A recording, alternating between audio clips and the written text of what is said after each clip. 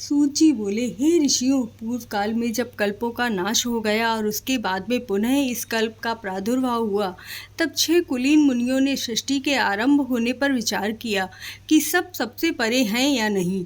इसके निर्णय के लिए ये लोग ब्रह्मा जी के पास गए। ब्रह्मा जी ने कहा कि जो सबसे पहले उत्पन्न हुआ है उसमें मन वाणी की कोई गति नहीं है, तथा जो ब्रह्मा, इंद्र, रुद्र आदि महाभूतों और इंद्रियों की उत्पत्ति एवं सारे जगत की उत्पत्ति करने वाला है। इस पर ऋषि ने पूछा कि जो श्रवण कीर्तन मनन नहीं करता वह बिना यत्न के कैसे मुक्त हो सकता है?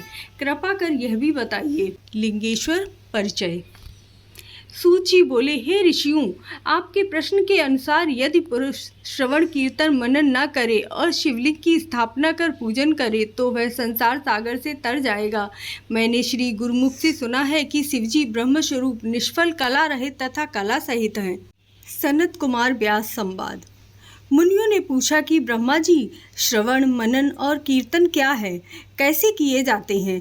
ब्रह्मा जी ने कहा, ईश्वर के लिए रूप, गुण, नाम तथा उनकी लीलाओं से अपनी पूजा और जप द्वारा रुचि पैदा करना तथा निरंतर युक्तियों सहित अपने मन को उनके सम्मुख करना मनन कहलाता है।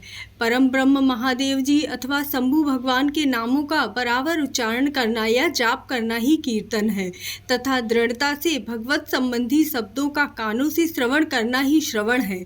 सत्संग में बैठकर महादेव जी की कृपा से श्रवण और कीर्तन करके तब उसका मनन करें, यह सर्वोत्तम मनन है। इससे आत्मा पवित्र होती है। सूत जी बोले, हे मुनियों, मैं इस साधन के बारे में एक प्राचीन इतिहास सुनाता हूँ, सो सुनो। एक समय सरस्वती के तट पर मेरे गुरुदेव भगवान व्यास जी तप कर रहे थे। तभी वहाँ सनत कुमार जी ने उनसे आकर पूछा, हे भगवान, शिव जी जो प्रत्यक्ष ही सहायक हैं, फिर आप ऐसे तप क्यों कर रहे हो? व्यास ने उत्तर में कहा कि मैं मुक्ति के लिए तप कर रहा हूँ। तब सनत कुमार जी बोले, हे व्यास जी, ऐसा ही भ्रम मुझे भी हुआ था। इसी प्रकार मैंने भी मुक्ति के लिए मद्राचल पर तप किया था। तब शिव जी की आज्ञा से नंदीश्वर ने मुझे बताया कि शिव जी के कीर्तन, श्रवण तथा मनन द्वारा ही मुक्ति मिल जाती है। तब मेरा भ्रम दूर हो गया। अतः व्यास जी, आप भी ऐसा ही करें। ऐसा बताकर सनत कुमार जी चले गए। ऐसे सर्वज्ञ जगदीश्वर महादेव जी हैं जो भक्ति के द्वारा दर्शन देते हैं। रुद्र आदि देव भी उनके दर्शनों की अभिलाषा करते हैं। उनके प्रसाद से, भक्ति से ही उनके प्रसाद की प्राप्ति होती है।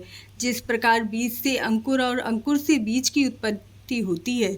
अतः आप लोग महादेव जी की प्रसन्नता के लिए एक दीर्घ यज्ञ का सत्र मनाइए, जिसमें शिव जी की कृपा से आपको साध्य और साधन का ज्ञान होगा।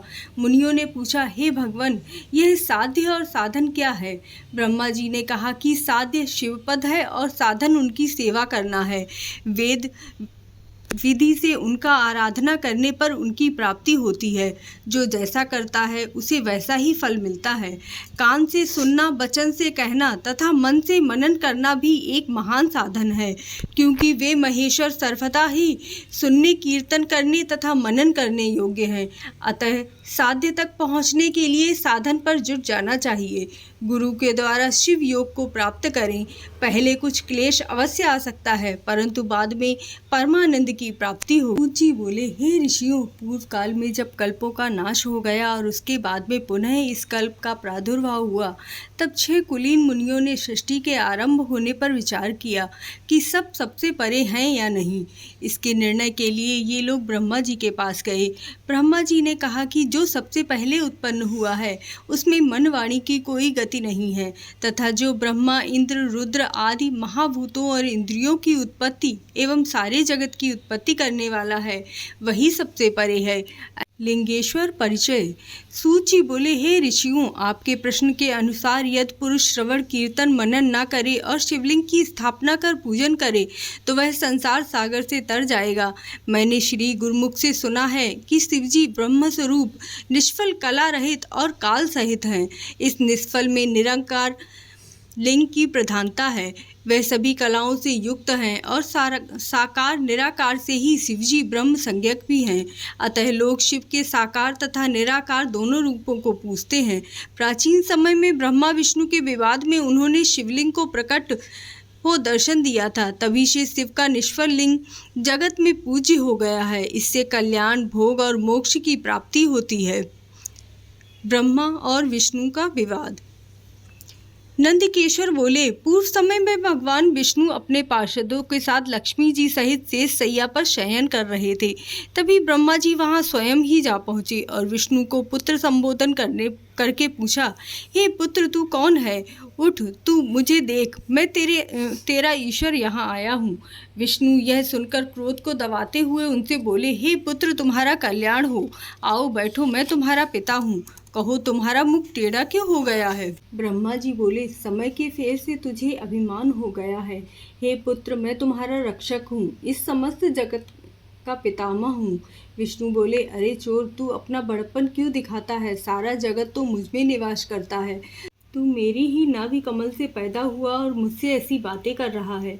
इस प्रकार उन दोनों में विवाद बढ़ गया। वे दोनों अपने को प्रभु कहते कहते आपस में युद्ध करने लगे।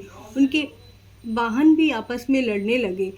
दोनों के प्रहार से देवता लोग व्याकुल होकर कांपने लगे कि जब आप दोनों ही अराजकता उत्पन्न करते हैं तो यह सारी सृष्टि शिव जी की है, जिन शूलमणि के बिना एक तिनका भी इधर से उधर नहीं हो सकता। अतः हम लोग शिव जी के पास जाते हैं। ऐसा कहकर वे सभी वहां पहुंचे जहां महादेव जी पार्वती जी के साथ सभा में मणिमय सिंहासन पर विराजमान थे। देवों को आया देख तथा प्रणाम करते देख शिव जी के पास बुलाया और उनसे कहने लगे। श्री महादेव जी बोले, हे देवताओं, मैंने सुना कि ब्रह्मा और विष्णु का घोर युद्ध हो रहा है। इससे तुम लोग महान दुख में हो, तुम घबराओ नहीं। तब शिव जी अपने 100 गणों के साथ वहां पहुंचे। प्रथम तो वे बादलों में छिपकर उनकी भीषण युद्ध देखने लगे।